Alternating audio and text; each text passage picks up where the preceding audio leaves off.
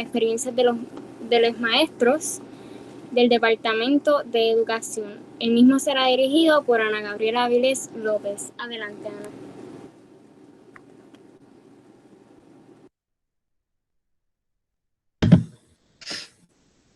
Saludos, ¿están viendo mi pantalla? Sí.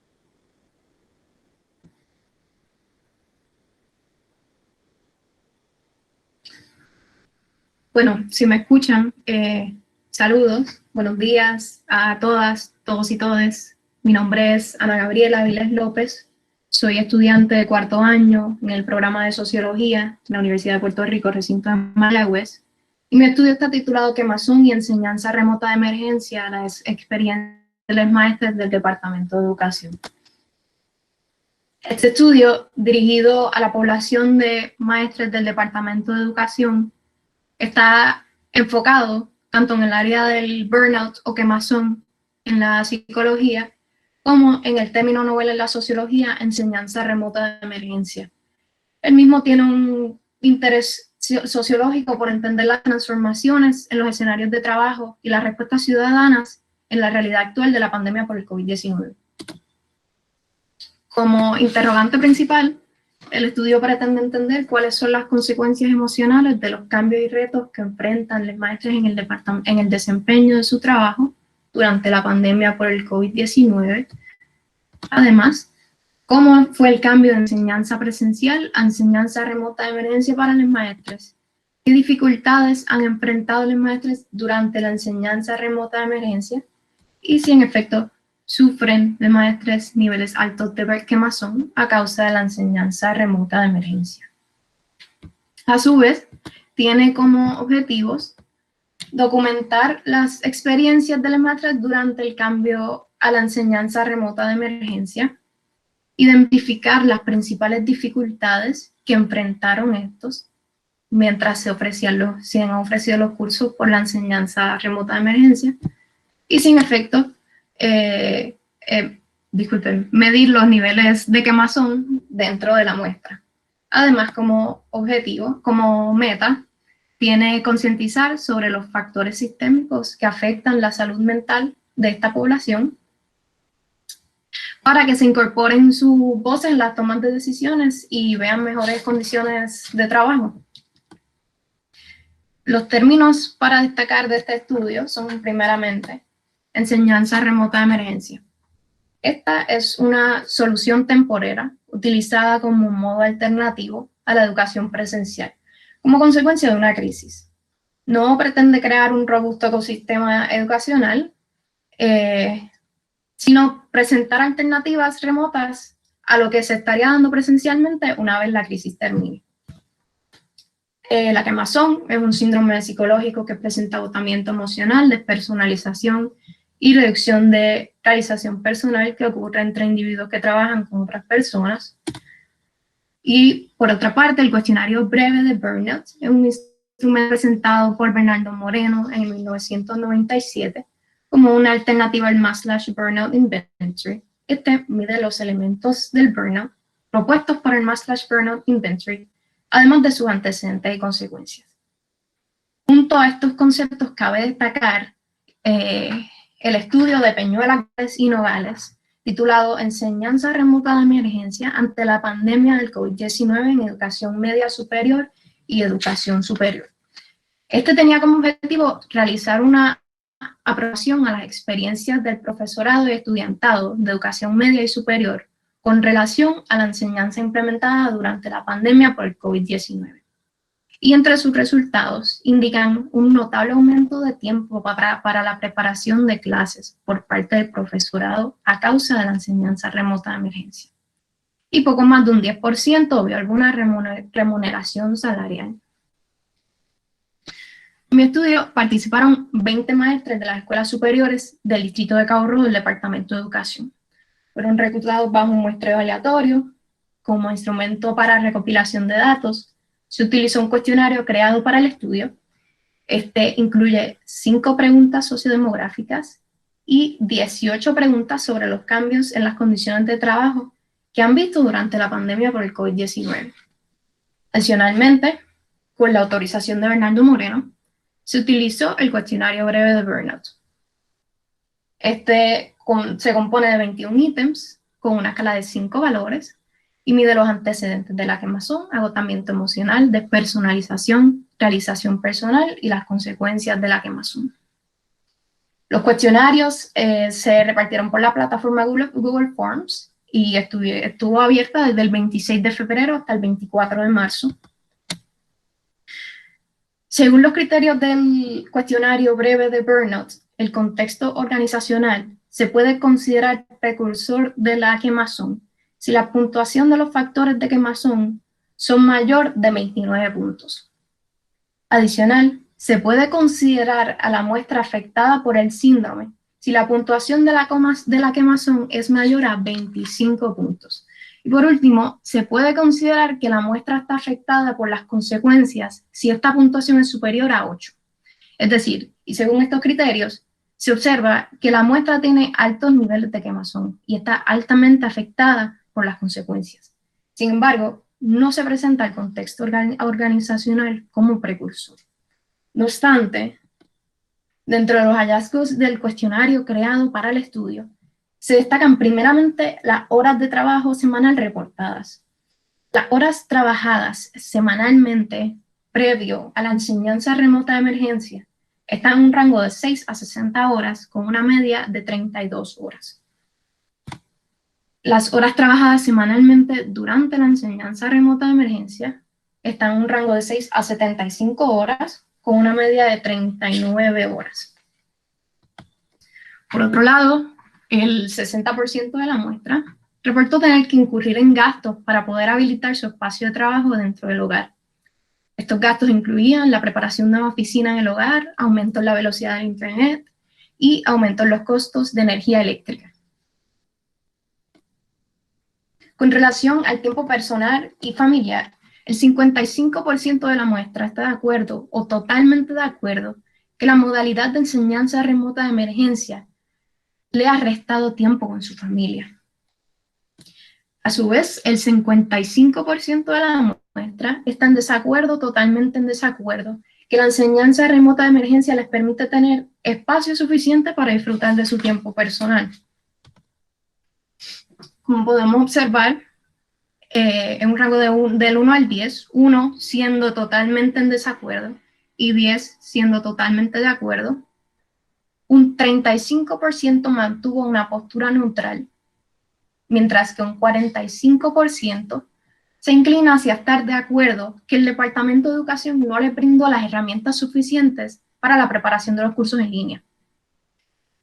A su vez, el 20% se inclina hacia no estar de acuerdo, por lo que se entiende que la muestra está mayormente en desacuerdo que el apoyo del Departamento de Educación fue suficiente para prepararlos a producir sus cursos de manera remota. Se concluye que precisamente como se esperaba, la muestra tiene altos niveles de quemazón y sus consecuencias, que la enseñanza remota de emergencia ha afectado el tiempo personal y en familia, y a pesar de que el cuestionario breve de Burnout indica niveles bajos en los factores organizacionales, como los precursores del síndrome en esta muestra, Moreno resalta que el cuestionario breve de Burnout solo pretende medir los factores de manera general. Y para tener resultados concretos sobre esto, se necesita medir con otro instrumento de manera más específica. Es por lo que se resalta que los resultados en el cuestionario creado para el estudio sí señalan factores organizacionales que han afectado a la población.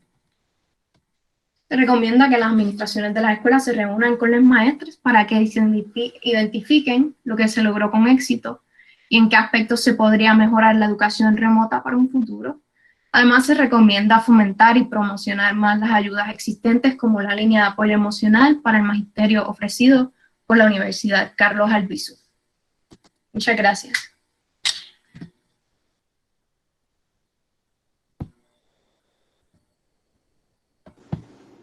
Muchas gracias, Ana, por la presentación. Continuamos con la presentación titulada Nivel de estrés, desempeño académico y empatía por parte del profesorado durante la pandemia por COVID-19, percepción del estudiante, dirigido por Gabriela Torres González. Adelante, Gabriela, voy a estar presentando. Muchas gracias.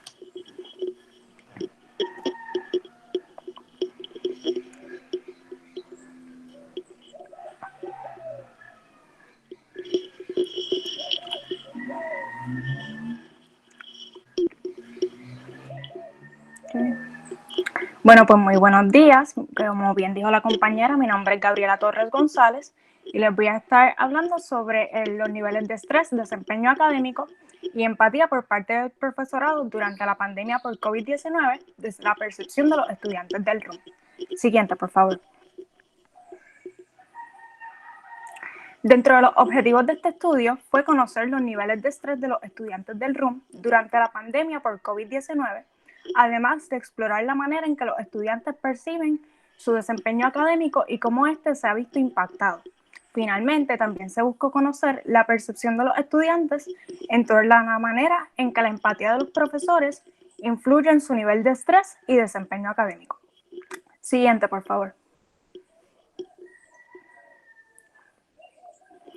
Dentro de la pertinencia o justificación de este estudio, se sabe que al tener en cuenta los estresores más influyentes que provocan, en este caso, el estrés académico, va a permitir mejor bienestar a los estudiantes y rendimiento académico. Por otro lado, los jóvenes que reflejan agotamiento por las demandas de estudio también manifiestan desinterés y autosabotaje frente a las actividades académicas y dudas acerca de su valor en el estudio. Y finalmente, es de gran importancia que el profesorado tenga cierto nivel de comprensión y empatía al momento de impartir sus clases, ya que esto contribuye a fomentar una mejor capacidad de adaptación y cordialidad. Cabe destacar que la cuestión de la transición a las clases de manera presencial en línea fue de manera abrupta, que ha impactado no solamente a los estudiantes, sino también a los profesores. Y crear un ambiente empático pues, puede beneficiar a ambos bandos. Siguiente, por favor.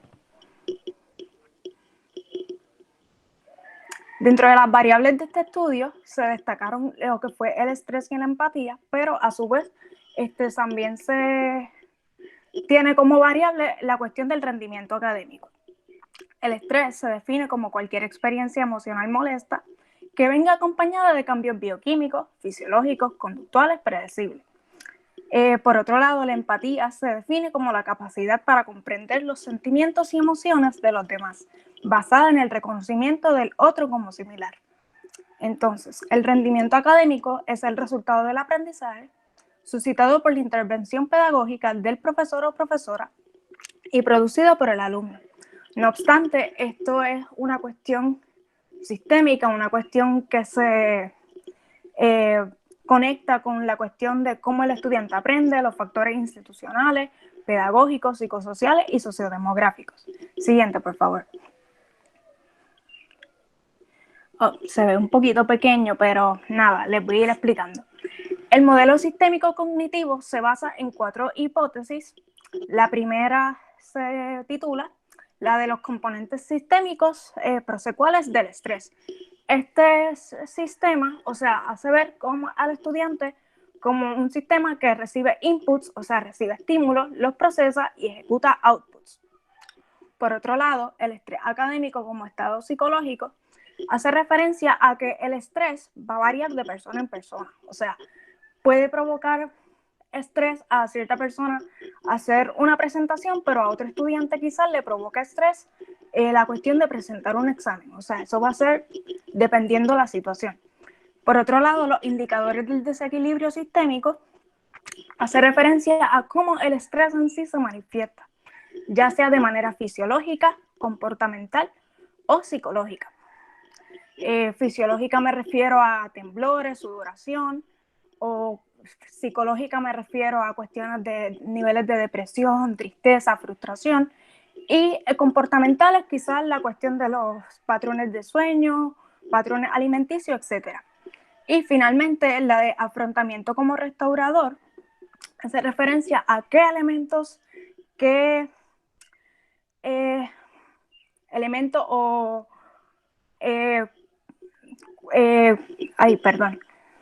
elementos que ayuden al estudiante a afrontar esos estresores. Siguiente, por favor.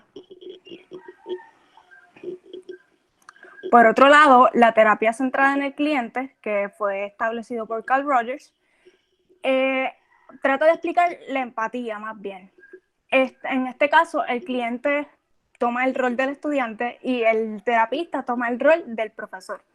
En este caso, cuando el profesor, valora el esfuerzo, tiene comprensión, hace críticas constructivas y brinda apoyo al estudiante, va a ayudar a que éste se autorrealice, se desarrolle y logre tener mejor desempeño académico en sus clases. Siguiente, por favor.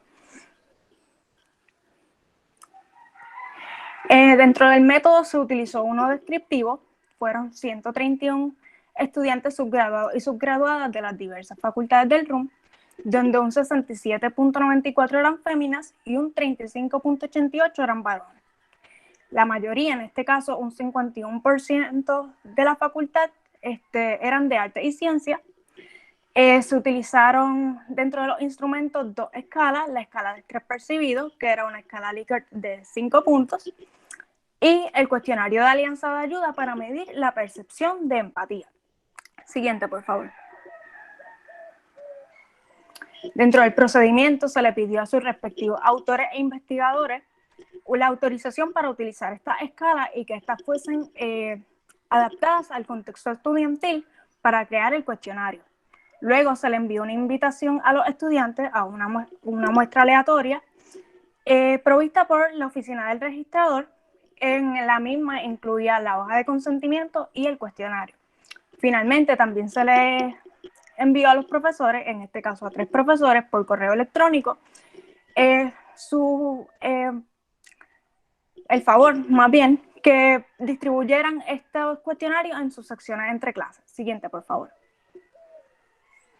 Dentro de los resultados, la edad promedio fue de 20.95 y la mayoría, o sea, se distribuyó más bien entre primer, segundo, tercer, cuarto y quinto año, pero lo que fue segundo año fueron los mayores dentro de la muestra, un 21.4%, seguido por tercer y cuarto año, que mostraron ser un 20.6% de la muestra. Primer año fue un 18.3%, y quinto y sexto año pues fueron de 13% y 3.8%. Lo que fue séptimo y octavo año o más fueron el menor porcentaje dentro de la muestra. Siguiente, por favor. Dentro de la percepción del desempeño académico que tienen los estudiantes, un 66%, lamento que no se pueda ver bien ahí, no sé por qué se cambió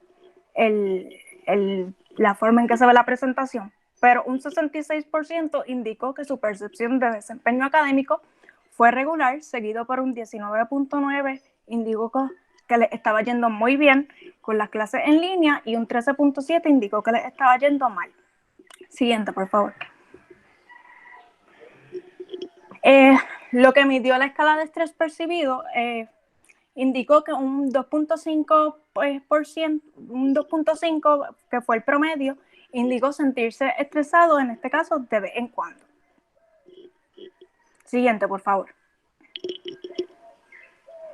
Por otro lado, el cuestionario de alianza de ayuda, que trataba de medir la percepción de empatía, un 2.28, que fue el promedio de los estudiantes, indicó que se sienten un poco de apoyo por parte de sus profesores. Siguiente, por favor. Por otro lado, también se les preguntó a los estudiantes En la percepción de empatía o flexibilidad cuando se les presenta un imprevisto, como por ejemplo, entregar algún trabajo o examen en la fecha asignada. Un 43.51 indicó que tenían un poco de flexibilidad y un 38.17 indicó que tenían bastante flexibilidad. Siguiente, por favor. También se les preguntó cuál era su percepción de estrés con las clases, pero en comparación a antes de la pandemia. Un 70% indicó sentirse mucho más estresado en comparación a antes de la pandemia, mientras que un 20.8% indicó sentirse menos estresado igual de estresado, y déjame verificar aquí mis notas. Ay, qué papelón.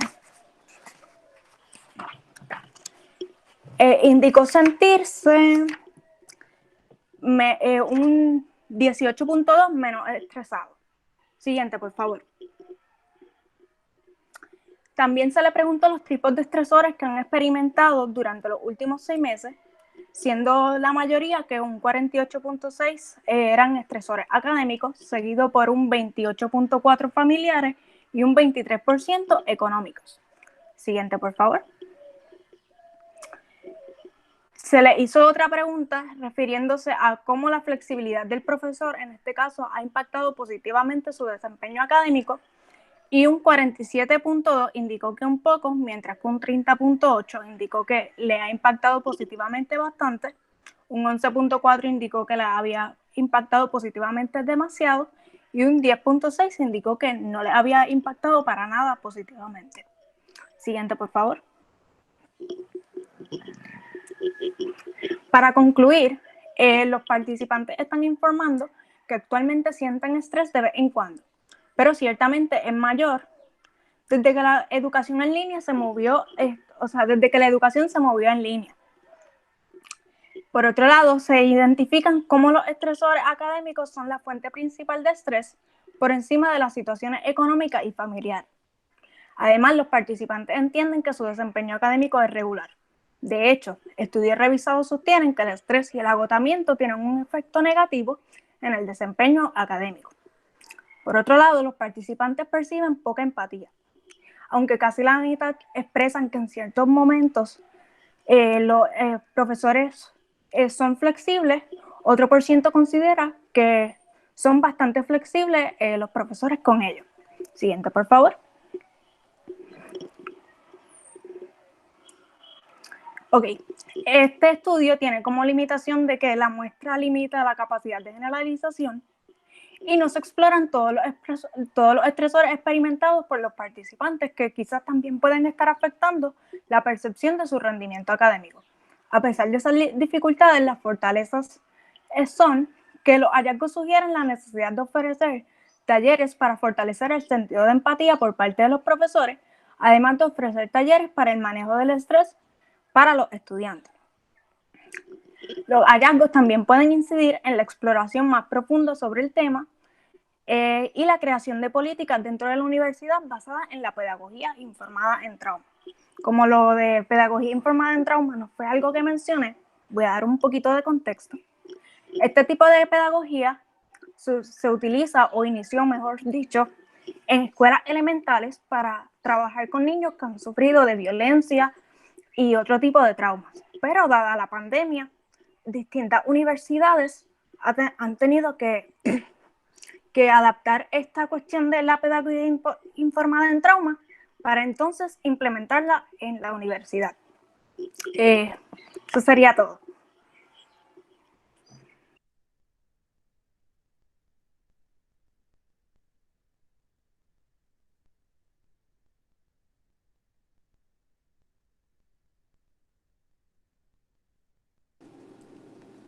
Muchas gracias, Gabriela, por su presentación. Ahora vamos a continuar con la presentación titulada Experiencia de los atletas de alto rendimiento sobre la psicología deportiva en Puerto Rico, que está dirigida por Eni Rodríguez, Fernando Aybar, Carlos Toro, Jaime Lee, Luis Vega, Coralis Negrón y Aulanis Jusino. Adelante.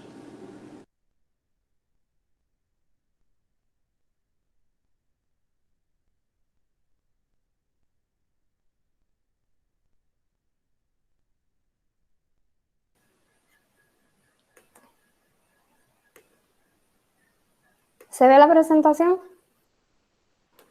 Sí, se ve. Ya, perfecto.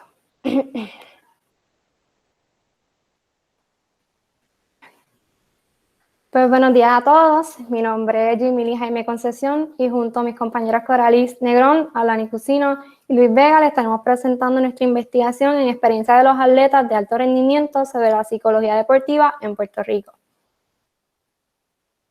Hoy en día el deporte competitivo se ha profesionalizado y se ha aumentado a nivel mundial, donde se ha incorporado tanto el aspecto técnico, físico como mental. Entre uno de los elementos esenciales para maximizar el rendimiento deportivo se encuentran los servicios de psicología deportiva, que es en vertiente aplicada al entrenamiento mental, cuyo objetivo es desarrollar técnicas e intervenciones que ayuden a aumentar la destreza y habilidades de los deportistas. La psicología deportiva es un componente crucial para optimizar las habilidades y resultados de los atletas, aunque en muchas ocasiones se subestima como herramienta de la psicología deportiva.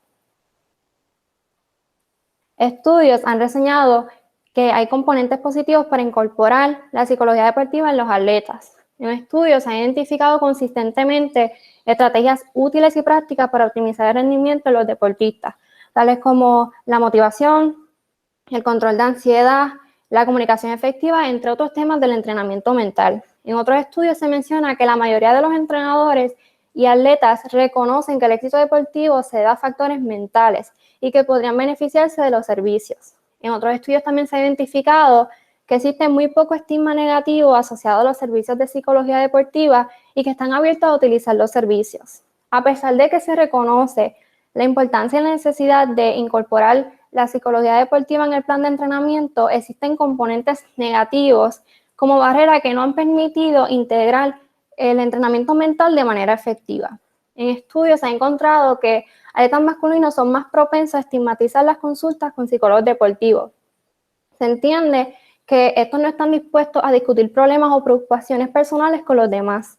También se ha identificado que los atletas tienen miedo a ser percibidos como mentalmente débiles. Se entiende que existe un estigma social que al utilizar esos servicios psicológicos es considerado una debilidad para el atleta. También, en otra parte, los atletas que han tenido contacto previo con psicólogos deportivos consideran que los servicios no han sido apropiados ni sistemáticos. Además, el psicólogo deportivo no forma parte del entorno de entrenamiento deportivo, sino se le brinda ocasionalmente la oportunidad de brindar apoyo emocional sin tener una planificación para intervenciones futuras.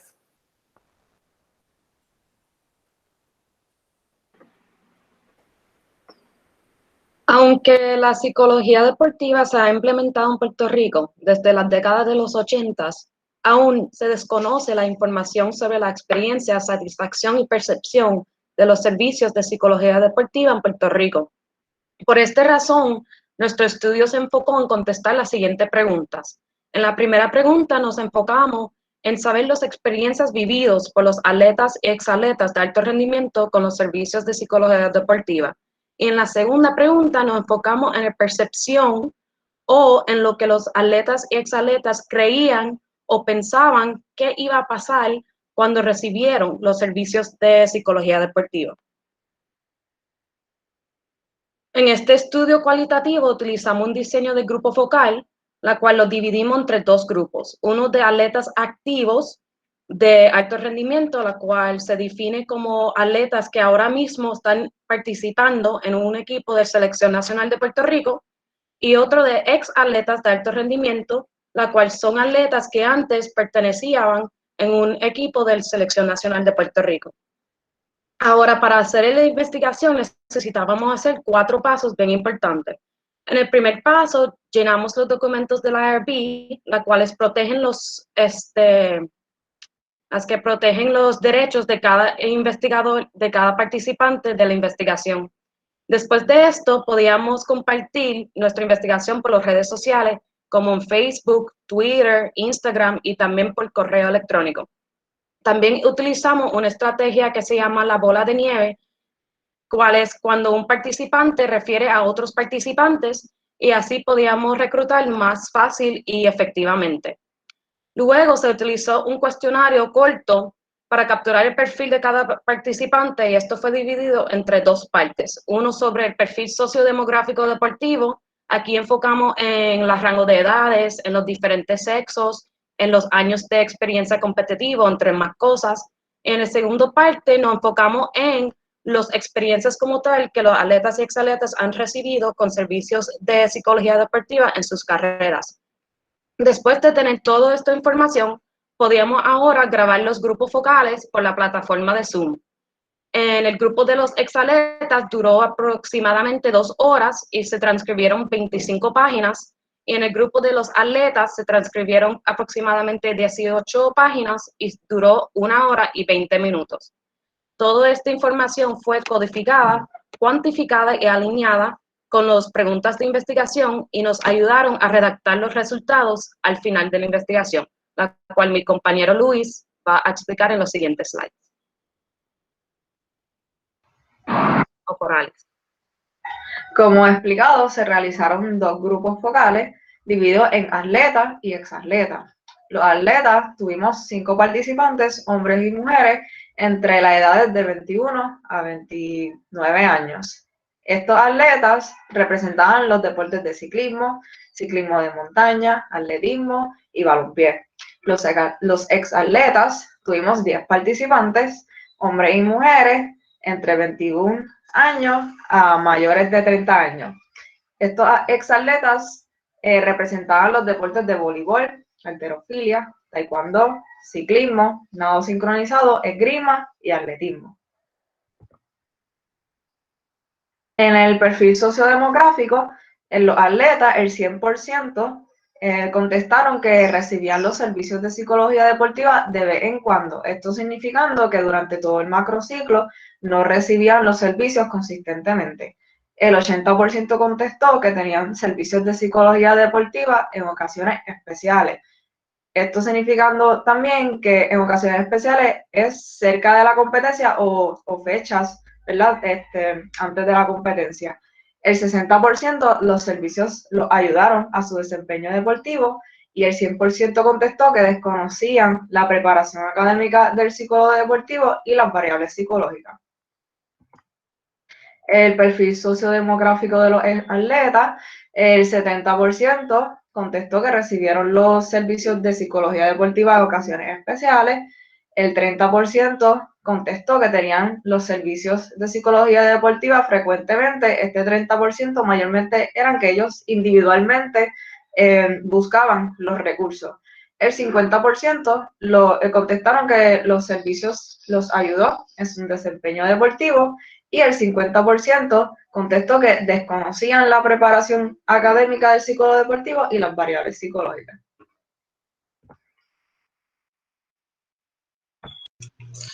Los participantes mencionaron que durante estas intervenciones, ¿verdad? Las preguntas de intervenciones se codificaron en 2 preguntas, las cuales los atletas inicialmente comenzaron sus servicios a través de la selección nacional, a través de las universidades, algunas distintas universidades que proveen estos servicios de psicología deportiva o servicios privados. Las estrategias utilizadas para la psicología deportiva fueron intervenciones de motivación para que el atleta fuera más enfocado a realizar ya sea una rutina o alguna competencia. Las estrategias de manejo del estrés para tratar la ansiedad y que el atleta mejorara su rendimiento o desarrollo de autoconfianza.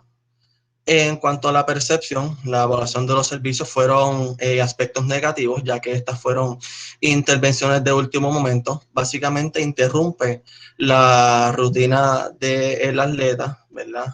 Último momento, o simplemente lo analiza una vez, le da el servicio solamente una vez y se afecta, ya que muchos de ellos tienen su rutina y le afecta su desempeño deportivo. Las reflexiones, muchos querían consistencia entre los servicios para establecer una mejor relación entre el psicólogo deportivo y el atleta, ya que ellos entienden que esto mejoraría su rutina, mejoraría su rendimiento a la vez que los ayuda a establecer un mejor vínculo entre el psicólogo deportivo y el atleta.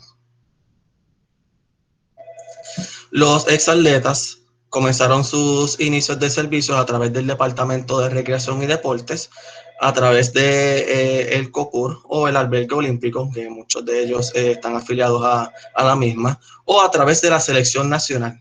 Queremos destacar que en los exatletas se destacó el inicio de servicio autodidacta. ¿Qué es autodidacta? Autodidacta es cuando el atleta busca los servicios de manera independiente, ya sea a través de sus familiares, a través de sus compañeros de equipo, a través de su entrenador o inclusive a través de ellos mismos. Las estrategias utilizadas fueron las prácticas clínicas, la visualización, relajación y meditación, el manejo de estrés y de la ansiedad y el trabajo en grupo, el cual se destacó en los equipos grupales. La evaluación de los servicios de manera positiva, el psicólogo deportivo iba a la par con el entrenamiento. Esto quiere decir ya que muchos de entrenadores no coordinan y no planifican, de hecho no incluyen el entrenamiento mental en su plan deportivo y la herramienta esencial. Aspectos negativos es que no se trabaja de manera estructurada. Esto quiere decir que el psicólogo interrumpía el entrenamiento, no iba de manera organizada. Entiéndase que muchas de las veces iba a improvisar durante la práctica, depende de lo que viera, no iba con un plan estructurado para trabajar estos atletas. Y muchos de los atletas se quejaron de no haber recibido los psicólogos deportivos, los servicios de psicología deportiva en la universidad. Algunas de las reflexiones, la importancia y la conexión que debe haber entre el psicólogo deportivo y el rendimiento del atleta. En conclusión, los servicios de la psicología deportiva no han evolucionado grandemente, ya que se siguen trabajando las mismas variables, no se ha visto ningún cambio significativo, ya que las intervenciones eran de último momento. Ambos equipos, lo que sean los atletas y los exatletas, mostraron que las intervenciones eran de último momento, interrumpía su rutina, venían de manera, los tipos de servicios eran de manera estricta, no eran de una manera suave para poder que se incorporara, incorporar a los atletas hacia el servicio. La falta de conocimiento y educación de los entrenadores. Entiéndase que muchos de los entrenadores no buscaban estos servicios, ya que ellos entendían que poseían todas las herramientas necesarias para trabajar el aspecto mental de los atletas. Entiéndase que no todos los entrenadores están capacitados para trabajar la psicología deportiva y esos aspectos de las variables hacia sus atletas. Y la poca integración del entrenamiento mental a la gobernanza deportiva. Entiéndase que la percepción se mantuvo una buena relación, una buena confianza, fue poco beneficiosa en el rendimiento deportivo, ya que, volviendo a la válida la redundancia, las intervenciones eran de último momento y este fue el mayor problema entre los atletas y los exatletas, y una pobre incorporación en el plan de entrenamiento, ya que hemos visto en los diferentes cuestionarios, ya que no se trabaja y no se incorpora el plan de entrenamiento mental a la hora de ejecutar un macrociclo. A nombre del CAEP, el Departamento de Kinesiología y nosotros los estudiantes del Departamento de Kinesiología, de más expresivas gracias. Si tienen alguna duda o pregunta, este será el momento para contestar las mismas. Luis, las preguntas las estamos dejando para el final de las presentaciones y si no me equivoco falta una, pero muchas gracias, excelente. Gracias. Muchas gracias por su presentación. Ahora vamos a continuar con la presentación titulada sobre el uso de videojuegos y su relación con el trastorno de déficit de atención e hiperactividad en estudiantes universitarios del RUN. Será dirigido por González Velázquez, Chaparro Pérez, Figueroa Rodríguez, González Torres, González Velázquez, Corrín Parrilla, López Cruz, Lozada Lugo, Pérez Valle, Rodríguez Martínez y Seguer Jiménez. Adelante.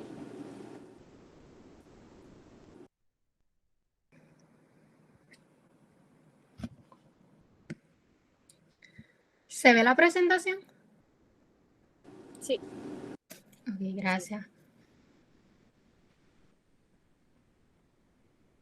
Bueno, muy buenos días a todos. Mi nombre es Paola Nicole González y junto a mi compañera Estefanía González y Juliana Lozada estaremos presentando nuestra investigación que se titula El uso de videojuegos y su relación al trastorno de déficit de atención e hiperactividad en estudiantes universitarios de RUM. La relevancia e importancia de este estudio surge a raíz de la falta de información en cuanto al efecto que tienen los videojuegos en la población universitaria con síntomas de trastornos de déficit de atención e hiperactividad. Dada la cotidianidad con la que se utilizan los videojuegos en la modernidad, describir la relación que los mismos tienen con el trastorno de déficit de atención e hiperactividad podría tener un resultado beneficioso para aquellas personas que sufren de dicho trastorno. A pesar de que recientemente han surgido nuevas investigaciones acerca de este tema, la información provista es muy variada, por lo que realizar esta investigación podría ayudar a concretar la relación entre ambas variables. Siguiente. Estudiar los efectos terapéuticos de los videojuegos en los síntomas relacionados al trastorno de déficit de atención e hiperactividad, como lo son la hiperactividad, impulsividad e inatención, tiene el potencial de ampliar el número de herramientas que están disponibles actualmente para las personas con este trastorno. Su implementación podría brindar una manera más allá de la terapia psicológica tradicional o los psicofármacos para que los individuos puedan tratar los síntomas que experimentan a causa del trastorno de déficit de atención e hiperactividad.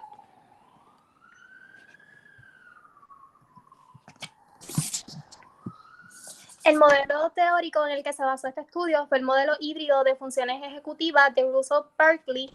Según este modelo, Barkley explica que el trastorno de déficit de atención e hiperactividad es resultado de un déficit en el desarrollo de la inhibición de impulsos. Este déficit puede llevar a que se afecten las 4 funciones ejecutivas de cada individuo.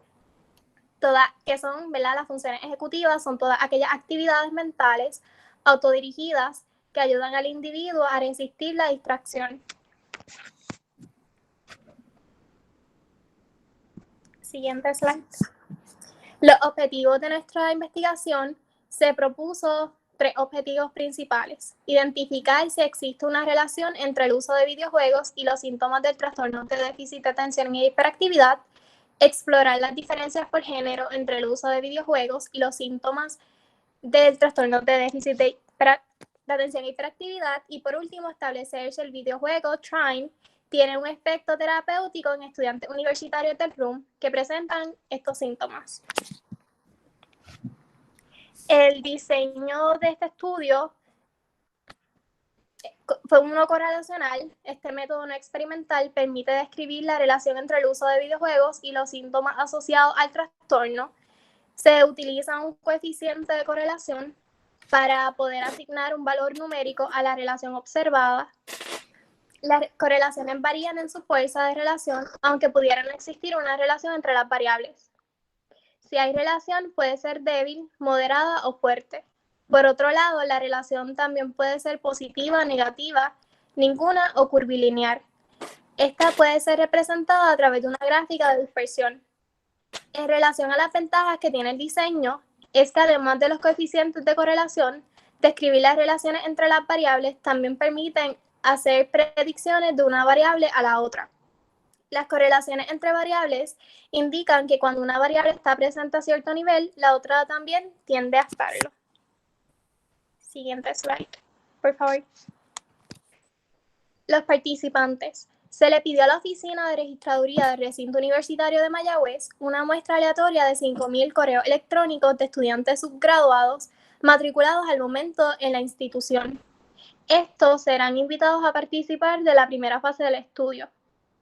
Aquellos que sean identificados como posibles candidatos para la segunda fase serán notificados nuevamente a través de sus correos. Para la primera fase, nuestra muestra consistió de 361 estudiantes subgraduados del RUM, 183 hombres y 178 mujeres. Ahora los dejo con mi compañera Estefanía, que les pasará hablando sobre el procedimiento. Luego de solicitar permiso y recibir aprobación de la IRB, se procedió a enviar el cuestionario en línea. Los estudiantes que accedieron y aceptaron participar pasaron a formar parte del estudio.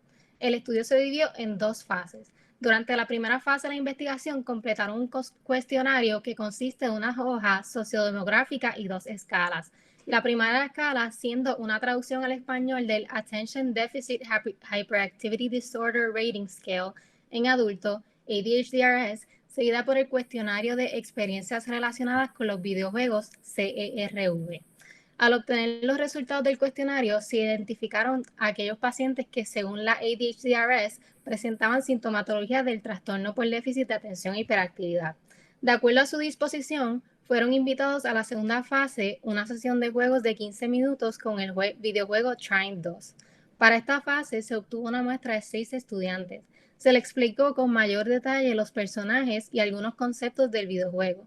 Al culminar la sesión de juego, algunos de los investigadores les realizaron preguntas sobre hiperactividad, inatención e impulsividad durante su experiencia de juego en modo de entrevista individual. Instrumento Attention Deficit Hyperactivity Disorder Rating Scale, ADHD-RS. Para medir los síntomas del trastorno por déficit de atención con hiperactividad, se utilizó la validación al español del ADHD-RS en adultos. Este cuestionario puede ser administrado por un clínico experto o ser autoadministrado tanto al paciente como a un familiar directo. Inicialmente se diseñó para administrarlo en pacientes infantiles, pero ha sido adaptado para sujetos adultos. El instrumento consta con una escala de 18 ítems que refleja los criterios del DSM-5 para el TDAH. Incluye una subescala de inatención de 9 ítems y otra hiperactividad impulsividad de 9 ítems. Cada ítem es puntuado de 0 a 3 puntos y las puntuaciones más elevadas son indicativas de presencia de la conducta problema. La puntuación final de la ADHD-RS consiste en un sumario de las puntuaciones directas. El cuestionario de experiencias relacionadas a los videojuegos es un cuestionario que tiene el propósito de medir el uso problemático de videojuegos no masivos. La validación de este instrumento fue llevada a cabo en el estudio llamado el Cuestionario de Experiencias Relacionadas con los Videojuegos, un instrumento para detectar el uso problemático de videojuegos en adolescentes españoles. En este estudio se llegó a la conclusión de que el CERV es un instrumento que demuestra evidencial de validez estructural y buena fiabilidad y que a su vez parece ser útil para determinar el tipo de uso problemático de videojuegos no masivos. El cuestionario CERV consiste de 17 ítems desarrollados en base del CERI de Beranoulli y colegas. Mide dos factores principales, la dependencia psicológica y el uso para la evasión y las consecuencias negativas del uso de videojuegos con 8 y 9 ítems respectivamente. Se ofrecen puntos de corte de la escala para sujetos sin problemas en el uso de videojuegos, problemas potenciales en el uso de videojuegos y problemas severos en el uso de videojuegos. Las puntuaciones más bajas, entre 17 y 25 puntos, forman parte del sin problemas de videojuegos. Las puntuaciones medias, entre 26 y 38 puntos, fueron categorizadas como problemas potenciales en el uso de videojuegos y las puntuaciones más altas, entre 39 y 68 puntos, forman parte del grupo de problemas severos en el uso de videojuegos. El videojuego Trine 2 es un juego de plataforma de acción y fantasía que está basado en un mundo de hadas, de brillantes colores y criaturas mágicas. En el juego se sigue el viaje de 3 héroes, un mago, un caballero y una ladrona en la búsqueda para salvar al reino del mal. El uso de juegos se basa en una interacción con el mundo y la aplicación de la física. Las diferentes habilidades y tácticas de cada personaje se pueden usar para inventar nuevas formas de luchar contra enemigos y superar diversos obstáculos. Dados los distintos desafíos, Trine 2 se caracteriza por ser un juego de rompecabezas, fantasía y acción. Puede ser jugado desde un solo jugador hasta 3 jugadores. Análisis estadístico. Se llevó a cabo un análisis descriptivo utilizando el programa Statistical Package for the Social Sciences, SPSS. Con este se calculó la frecuencia con el propósito de conocer las respuestas más recurrentes y crear un perfil sociodemográfico de la muestra. Además, serán utilizadas para evaluar los datos sociodemográficos, las preguntas y escalas utilizadas. También se llevó a cabo una correlación de Pearson para poder encontrar una relación entre los síntomas de trastorno por déficit de atención e hiperactividad y el uso de videojuegos.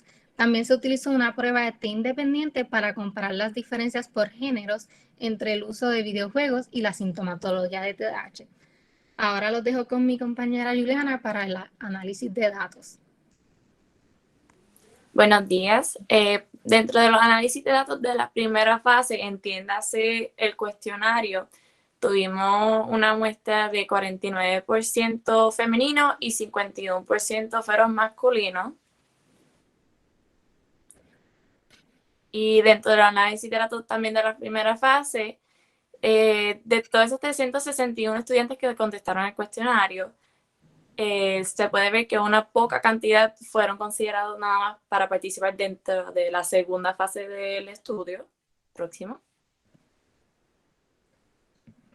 Y dentro de esos que sí se consideraron, la sintomatología, de acuerdo al cuestionario que llenaron en la primera fase, se ve que predomina el género masculino sobre el género femenino en ambos los síntomas de TDAH y, disculpe que el chat tapó, y el uso problemático de videojuegos.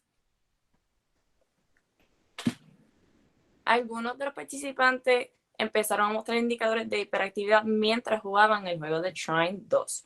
Mientras progresaban en el juego, iban entendiendo mejor a los personajes y sus habilidades, y su atención iba cambiando gradualmente. Se pudo observar que se concentraban más. Todos los participantes indicaron que el juego Trine 2 los hizo sentir más calmados, y algunos informaron sentirse de igual forma que si estuvieran jugando otro juego que no fuera Trine 2. La comunicación entre los participantes varió por grupo. Algunos pensaban que al estar en grupo los ayudaba a progresar más rápido en el juego, mientras que otros consideraban que el grupo los atrasaba. Todos los participantes en algún punto durante el juego actuaron impulsivamente, lo cual acababa con sus personajes muertos o atrasándolos en el juego.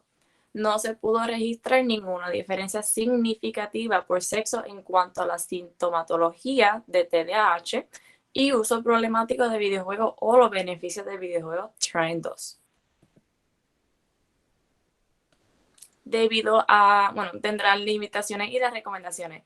Dentro de las limitaciones, debido a la pandemia de COVID-19 y la interrupción de las actividades académicas presenciales, se obtuvo una muestra de 6 para la segunda fase, que no es representativa de la población estudiantil del RUM con sintomatología de TDAH. Además de esto, resultó ser un desafío el hecho de que el marco teórico tuviese un enfoque más en lo biológico que en los aspectos sociales.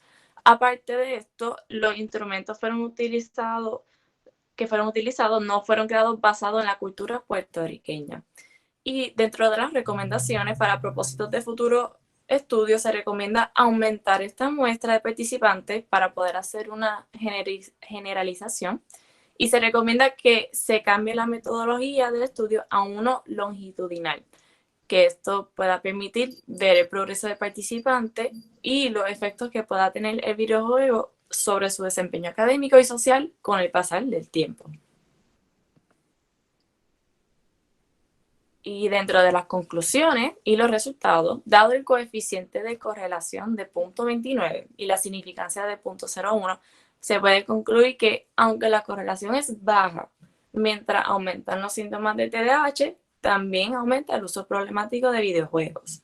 No se encontró una diferencia significativa por sexo entre los síntomas de TDAH y el uso problemático de videojuegos.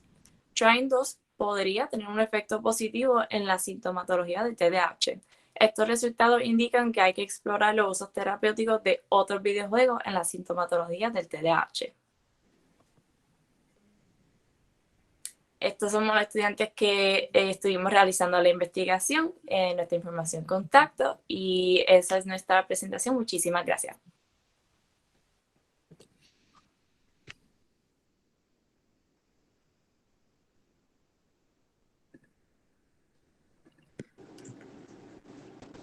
Muchas gracias a todos por su presentación. Ahora vamos a pasar a la sección de preguntas hasta las 10:15. Pueden realizarla por el chat o levantar la mano.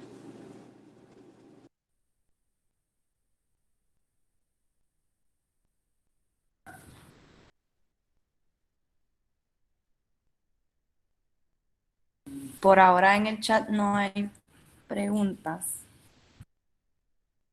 Yo tengo una, si nadie tiene por ahora, creo que era Gabriela, de no sé si todavía está por ahí, pero del nivel de estrés, desempeño académico y empatía por parte del profesorado durante la pandemia por COVID. Mi pregunta es que si tenían como hipótesis o como esperaban que los resultados de la investigación concluyeran con tanto, no sé, es que a mí me sorprendió la flexibilidad de los profesores, que no era algo que con lo que habían leído y con la información que tenían desde antes, como si esperaban tener esos resultados. Pues como tal, como el estudio fue descriptivo, no se estableció ninguna hipótesis, pero he pensado también hacer una parte como que correlacional para ver cómo estas variables pues, pueden correlacionarse en sí, y establecí como hipótesis a medida que el profesor es más empático, pues si el nivel de estrés disminuye, pero pienso que lo que llevo hasta ahora pienso que puede contestar favorablemente la hipótesis. No sé si con eso contesté tu pregunta, algo más que... Y eso es excelente, ver esa correlación en si bajan los niveles de estrés con Sí, la empatía. Sí. También interesante, me gustó mucho. Gracias. Y también quería mencionar que vi que la mayoría de los estudiantes eran de ciencia y como es Arte y ciencia. Sí. De arte y ciencia. Y me pregunto que si, ¿verdad? Y esto es como que no tienen los resultados y eso es más un pensamiento, pero que al ser de ese departamento, que puede ser psicología, por lo menos yo creo que yo contesté tu cuestionario, yo estudio psicología, y que tal vez por esa razón pues los profesores como que vayan a ser más empáticos y tengan esas cosas como Sí. que eso. Pero eso es más un comentario, eso no... Sí, no, definitivamente. Pero de hecho, no lo mencioné por cuestiones de tiempo, ¿verdad? Pero yo también llegué a preguntar de manera abierta qué otro tipo de estresores también podían estar presentando, y llegaron a mencionar cuestiones de salud mental, del uso de diversas plataformas como la cuestión de Respondus, ese tipo de cosas, y fueron hallazgos bien, bien interesantes. Además de la cuestión académica y lo que mencionó en la presentación, pues hay un poquito más allá dentro de los hallazgos de los estresores. Sí. Súper, muchas gracias. Yo tengo una pregunta, ¿verdad? Una pregunta de los equipos que trabajaron toda la situación de la educación virtual y los cambios como resultado de esta adaptación que hemos tenido que hacer. ¿Qué recomendaciones ustedes harían para la gerencia académica de la universidad en torno a cómo mejorar o cómo desarrollar políticas? Yo sé que mencionaron ¿verdad? Uno de los grupos mencionó que había que elaborar políticas institucionales que pudieran trabajarse, pero me parece que sería interesante tanto a los estudiantes como a sus mentores y mentoras que pudieran pedir a la gerencia de la universidad, entiéndase decanos, decanas y el rector, presentarle estas investigaciones para que el decanato de estudiantes y el decanato de asuntos académicos y también el rector y el cuerpo directivo de la universidad pudiera desarrollar estrategias para que pueda ser mucho más eficiente la educación y que la experiencia educativa sea una experiencia gratificante, no de generar estrés y otras condiciones. Así que me gustaría escuchar la observación de algunos representantes de los grupos, y también podría escuchar los mentores de los equipos. Pero excelente, en general todos los estudiantes, las presentaciones han estado excelentes de todos los equipos. Gracias, muchísimas gracias. Pues en lo personal, pues que yo me dirigí más a la cuestión de los estudiantes y sus niveles de estrés y eso, pues pienso que primero se debe investigar un poquito más sobre lo que es la pedagogía informada en trauma, porque es un tema bastante novel. O sea, como indiqué, es un tema que se enfocó inicialmente en niños que han sufrido de diversos traumas como violencia, cuestiones de pobreza, etcétera, etcétera. Se debe investigar un poquito más en ese tema para entonces ver cómo lo podemos adaptar al contexto actual, pero de Puerto Rico, porque se ha adaptado en universidades de Estados Unidos. Se sabe que el contexto cultural también influye, que a partir de ahí se podrían crear diversas políticas para implementarlas dentro de la universidad. Y pienso que adiestramiento, porque si no nos adiestran en la facultad sobre todo estos temas. Claro que sí, definitivamente. El otro equipo que a lo mejor trabajó el tema desde otra perspectiva, pero que piensan que pueden decirle a la gerencia. Buenos días a todos y felicidades también por las presentaciones a las compañeras y compañeros. Yo escribí una pregunta en el chat, no sé si ustedes la quieren leer, o ¿verdad? La hago en... Como ustedes deseen. La vi, estábamos esperando a que contestaran lo que preguntó Luisa, pero podemos ir a esa pregunta. Dice, ¿qué se considera un uso problemático del videojuego? Y si hay sugerencias en el uso problemático del videojuego entre los TDAH y los ese diagnóstico. Y es como si hay diferencia, perdóname el texteo que no me quedó bien. si ustedes ¿qué lo definen como el uso problemático para uno saber? Y si ese uso problemático es diferente en las poblaciones. Bueno, Pues, nosotros definimos... Sí, Paola, puedes contestar. Aquí, pues nosotros definimos el uso problemático de los videojuegos como la incapacidad de prestar atención a los detalles o tareas que están haciendo, ¿verdad?, el estudiante, y esa incapacidad de organizarse y estar distrayéndose ante estímulos externos. No sé si Estefanía quiere añadir algo más. Sí, pues el uso problemático de los videojuegos se define por el uso persistente y recurrente de los videojuegos. Por ejemplo, estar 6, 8 horas pendiente a un videojuego en vez de hacer tus asignaciones y hacer las tareas de la casa, hacer tareas que te impida realizar otras tareas por estar enfocado en el videojuego.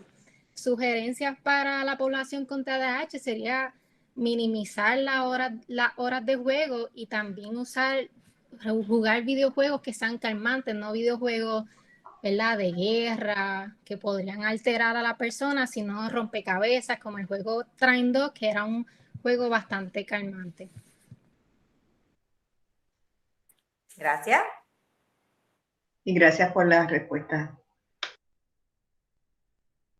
Sí, no sé si alguno de las otras investigaciones quieren contestar algo más acerca de la pregunta que hizo la profesora Luisa Seijo acerca de qué puede hacer la universidad para ayudar en los procesos de dar educación en línea. No sé si alguien más quería añadir algo. Yo quería añadir no sé si mis demás compañeros y compañeras van a decir algo más, pero yo quería añadir que quizás una sugerencia sería la cuestión de otro de los estresores que me dijeron en la pregunta abierta fue la cuestión de los exámenes, el tiempo. Pienso que eso es un estresor bien determinante en la cuestión de cómo tú ejecutas académicamente. Yo pienso que ser un poquito más flexible en esa parte de que ahora mismo con la cuestión en línea se va el internet con facilidad o uno no aprende de la misma manera. Quizás yo aprendo súper bien de manera en línea, pero quizás otra persona necesita el apoyo constante del profesor. Yo pienso que si se extiende un poquito más el tiempo al momento de impartir los exámenes, en vez de dar 1 hora, 2 horas, sino darle como que el día completo, que lo puedan pensar, lo puedan ejecutar de manera calmada, quizás eso pueda ayudar a que el estresor sea menor y la ejecutoria sea muchísimo más favorable. Respondiendo un poco a lo que dice Gabriela, yo quisiera también retomar con la presentación de Ana Gabriela. ¿Será posible que se repase lo que es la pedagogía, lo que es el proceso de enseñanza-aprendizaje? Que a lo mejor reflexionar sobre ese proceso. ¿Creen ustedes que es necesario que la facultad, que nosotros nos involucremos en reflexionar sobre eso y cómo es que se da? Porque hay que individualizar el proceso de enseñanza-aprendizaje. No, definitivamente, ya que pues la educación en línea tiene menos contacto con el profesor. O sea, el profesor claramente no va a estar 24/7 frente a una computadora contestando emails. Y quizás de manera textual no se entiende de la misma forma en que tú te reúnas cara a cara con el estudiante, que hay que también tener en cuenta que hay veces que no se entiende bien las instrucciones o que el material lo explicó muy rápido para cumplir con el horario de clase y se quedaron con duda y el profesor va a atender otra sección. Ese tipo de cosas se deben de tener en cuenta y reflexionar de que pues van a haber estudiantes que precisamente van a necesitar un poquito de más atención fuera de lo que es acomodo razonable, ¿verdad? Pero van a necesitar un poquito de lo que más atención para cuestión de poder ejecutar mejor en las clases. Yo concuerdo contigo, Luisa, deberíamos retomar un poco lo que es la pedagogía y el enfoque de mi estudio, pues se centra en los maestros específicamente porque pienso que debemos revisar nuestra forma de enseñar y de evaluar en estos momentos que todo está inestable y no podemos continuar con una normalidad que no lo es. Pues gracias. Janet está levantando la mano y después yo tengo una pregunta para los de deporte. Sí, es precisamente respondiendo al planteamiento que hace Luisa con relación a las presentaciones de las compañeras, todas muy buenas.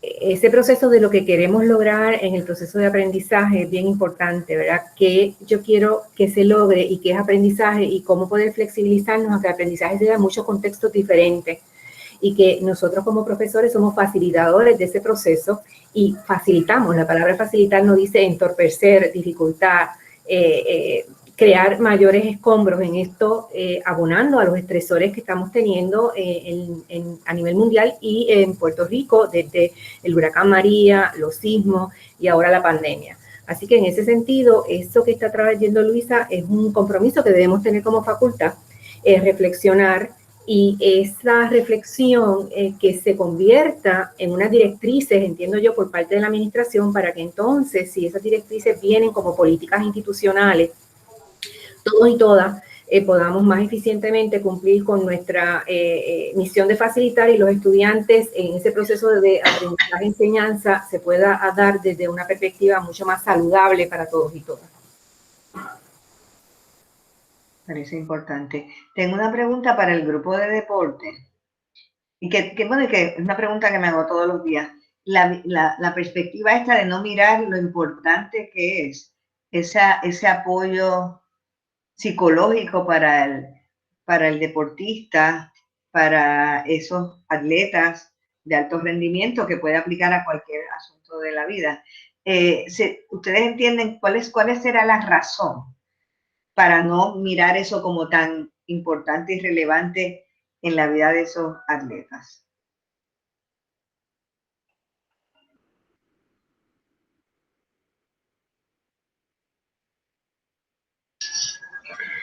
¿Puedes repetir la pregunta? Perdón. Sí. No, está bien. Ok. ¿Por qué ustedes creen que ese apoyo psicológico no se ve tan relevante? Y entonces los mismos atletas señalan, tanto los activos como inactivos, que llegaba a lo mejor en momentos inesperados, no era sistemático.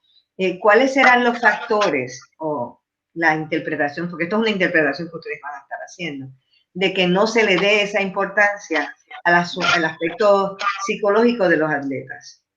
Pues pienso que uno de los factores es que el psicólogo deportivo no es parte del comité de entrenamiento del atleta. Por ejemplo, en el comité está el coach, el terapista físico, pero el psicólogo deportivo pues no siempre es parte del comité, por lo cual el atleta no va a ver eso como importancia. Y también a veces el coach toma el rol del psicólogo deportivo cada vez que el atleta pues tiene algún problema, tiene nervios. Cuando el atleta necesita hablar con alguien, pues va al coach, pero el coach no lo refiere a un psicólogo deportivo, que eso también puede afectar en que el atleta vea que necesita un psicólogo deportivo. No sé si uno de mis compañeros quiere añadir un poquito más. Sí, yo pienso que todo esto va como que desde antes, porque antes se consideraba la psicología, antes se confundía mucho la parte de psicología clínica como que, tengo algún problema mental. Entonces entiendo que todo eso se ha ido moviendo y la psicología deportiva no es eso, es cómo vamos a mejorar ese atleta en su rendimiento deportivo. Esto todo puede ser la comunicación, cómo manejar el estrés cuando llega a la competencia. Entonces, todavía entiendo que esa parte educativa sobre lo que es la psicología deportiva es el problema. Todavía hay falta de educación en ese área. Que podríamos concluir que se ve el aspecto físico por un lado, el aspecto social por otro, el aspecto psicológico. Y no se mira que todos somos y todas somos y todos hacemos cuerpo, ¿verdad? Mente y relaciones. Entonces, esa visión parcializada de lo que es la vida. Así que me parece que ese trabajo de ustedes es excelente. Y yo creo que le deben dar seguimiento, ¿verdad?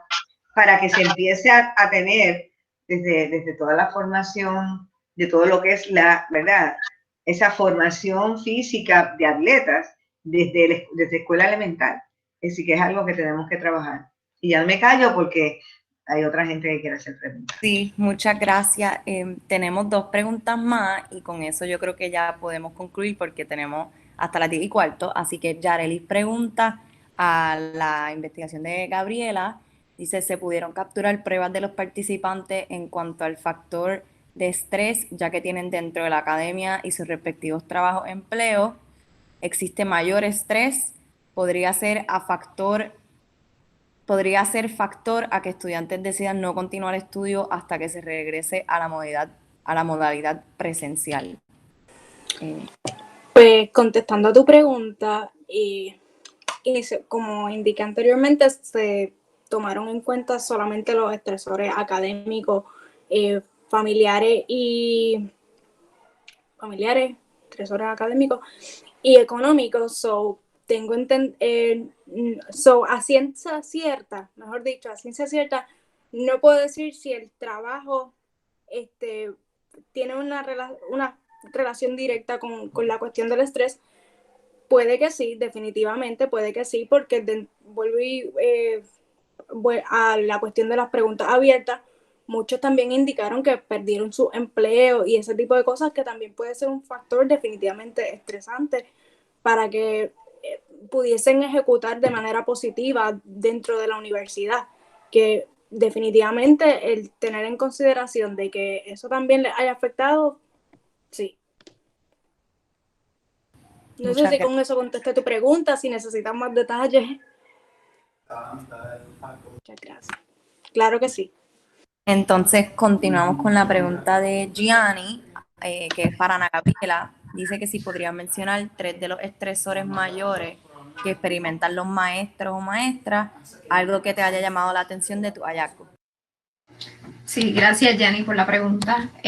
Como mencioné en mi presentación, los factores que afectaron mayormente a la población fueron los gastos, el aumento en las horas de trabajo y la falta de apoyo por parte del Departamento de Educación, además del tiempo que les tomó específicamente modificar las clases.